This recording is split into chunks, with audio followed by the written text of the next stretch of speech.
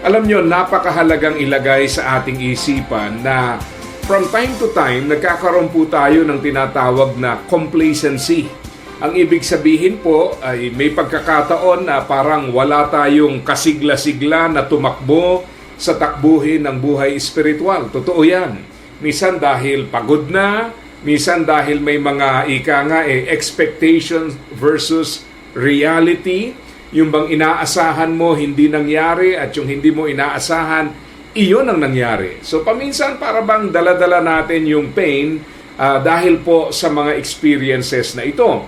May mga pagkakataon pa nga na yung hindi mo inaasahang pagmumulan ng mga problema, yan po ang maaaring pagmulan ng problema. Ganun nga no? Kaya nga si Apostle Paul, pag tinignan niyo po yung kanyang sinabing run to win sa 1 Corinthians 9:24, ang hamon po na iyon ay ibinibigay bilang paalaala na hindi madali ang takbuhin ng buhay espiritual.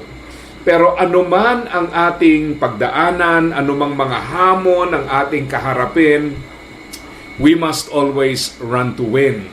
Alam nyo, talagang ganyan sa ating takbuhin sa buhay spiritual, napakarami pong mga unexpected, unwanted, and unforeseen na mga events and experiences. Pero kung lahat ng ito ay titingnan natin sa perspective ng ating Panginoon, then we will have the strength to continue to run the race. May mga tao naman na ang issue po ay hindi yung pagsuko or giving up. May mga tao na kailangang hamunin to run to win sapagkat pumapasok po yung complacency as a result of too many commitments. Paminsan yan ang problema.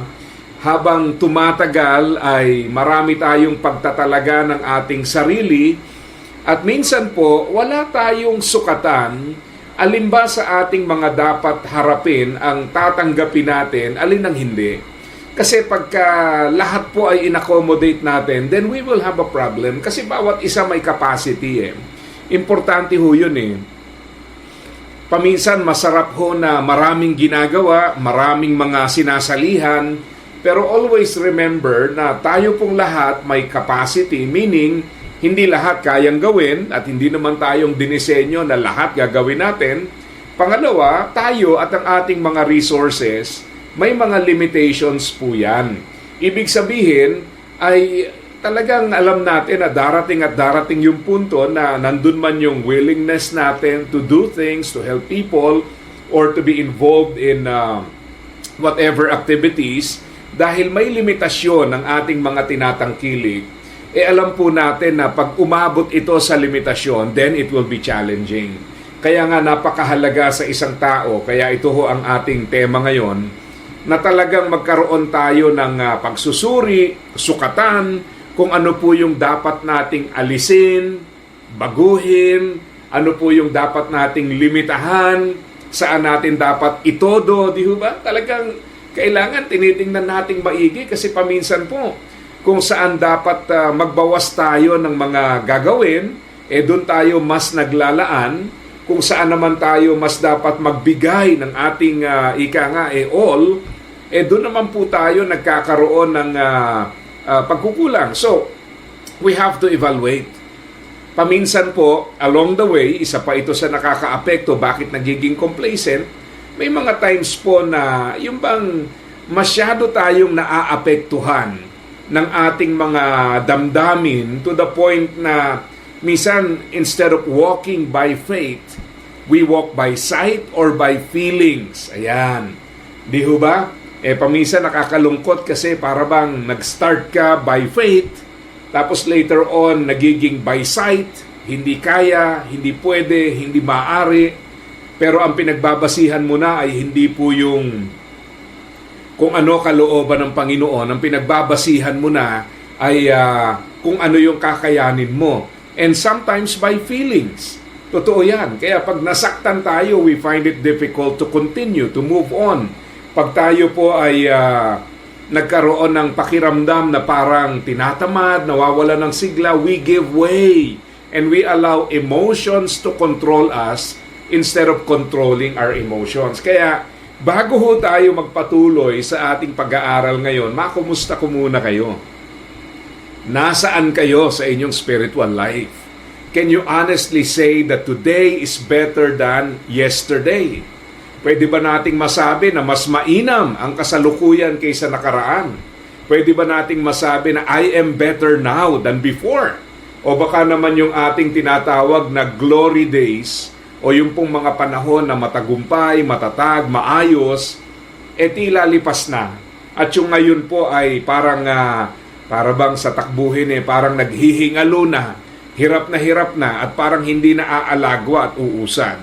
So kung ganyan po ang ating nararamdaman mga kapatid, then it's high time that we truly evaluate ourselves and we truly check anong kailangan nating gawin so that we can run the remainder of the race.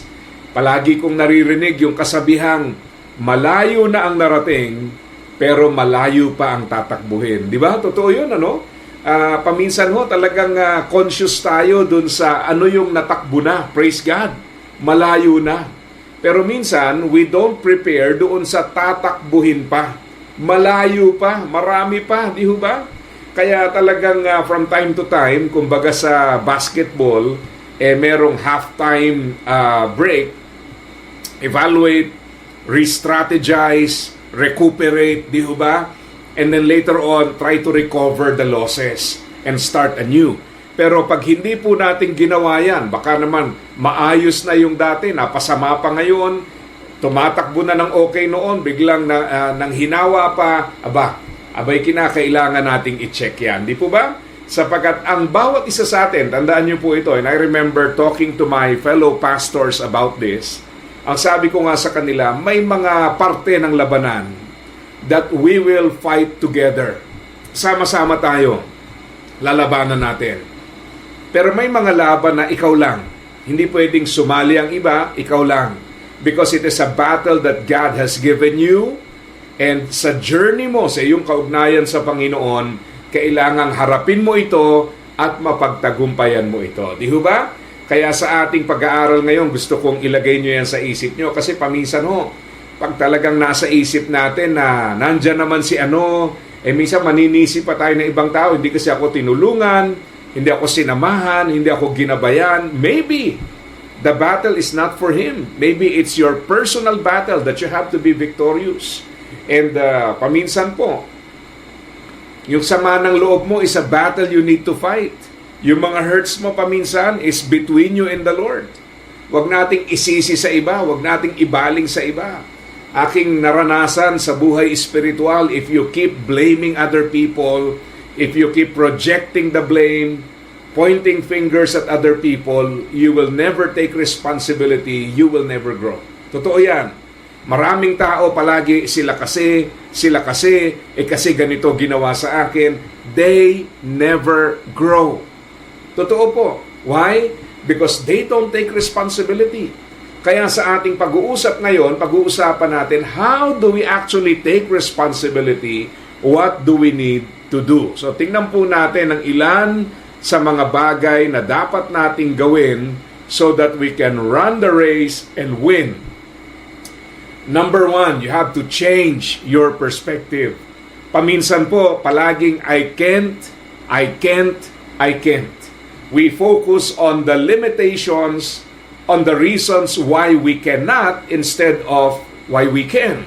We allow our failures, our pain, our struggles, hardships to define the race for us. Diba? Kailangan baguhin natin.